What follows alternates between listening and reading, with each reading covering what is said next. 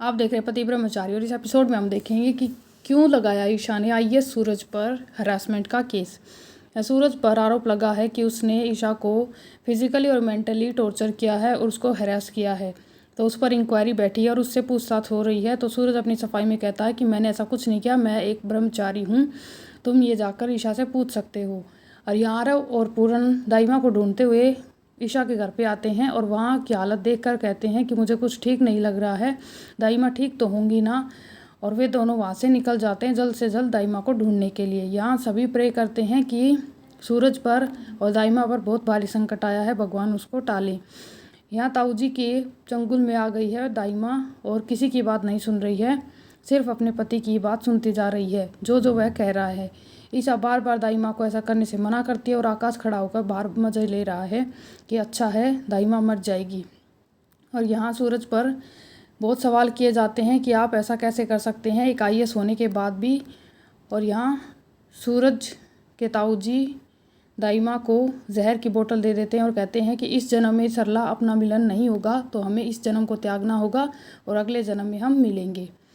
यहाँ ईशा का एक वीडियो शॉट आता है पुलिस वालों के सामने कि ईशा कह रही होती है कि हाँ सूरज ने ही मुझे हरास किया है, मेंटली भी और फिज़िकली भी, और ये सबूत के तौर पर सूरज के खिलाफ इस्तेमाल किया जाएगा।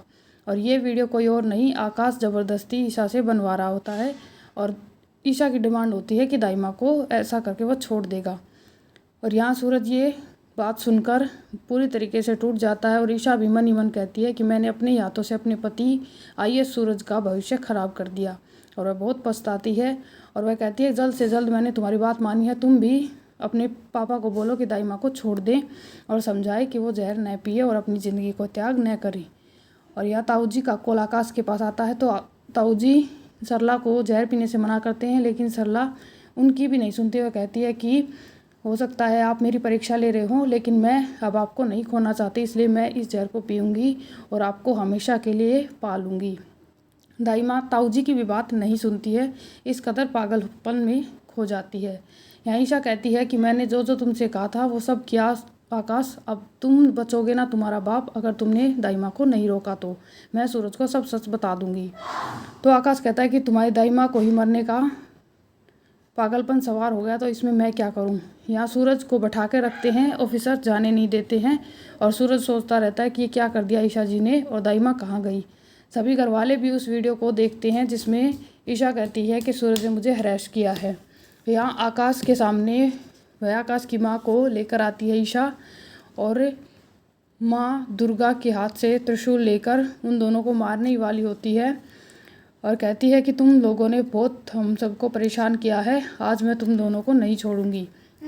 और ईशा के ऊपर ऐसा लगता है जैसे कि माता दुर्गा सवार हो गई हैं। वह आकाश को मारने वाली होती है कि तभी उसको पूरन भैया ये कहकर रोक लेते हैं कि ईशा इस दानव को मारकर क्यों तुम कानून को हाथ में ले रही हो। यहाँ ईशा का त्रिशूल आकाश की गर्दन पर होता है और तभी उसको ज़ोरदार आवाज़ आती है पूरन की कि ईशा कानून को हाथ में मत लो और इसे जाने दो। यहाँ ईशा उसकी माँ को खींचकर दाइमा के सामने ले आती है, ये प्रूफ करने के लिए कि ताऊ जी आपको सिर्फ फंसा रहे हैं, पागल बना रहे हैं। और यहाँ वह बार बार दाइमा को जहर पीने से मना करती है। पूरन भी उस जहर को छुड़ाने की कोशिश करता है और दाइमा को यकीन नहीं होता, इसलिए ईशा जो ताऊ जी का जहर होता है उसको पीकर दिखाती है कि इसमें कुछ नहीं है, देखो मुझे कुछ नहीं हुआ दाइमा, ये आपको पागल बना रहे हैं, मूर्ख बना रहे हैं। अब कौन सा बड़ा तूफान आने वाला ईशा की ज़िंदगी में जाने के लिए देखते रहिए और सब्सक्राइब कीजिए।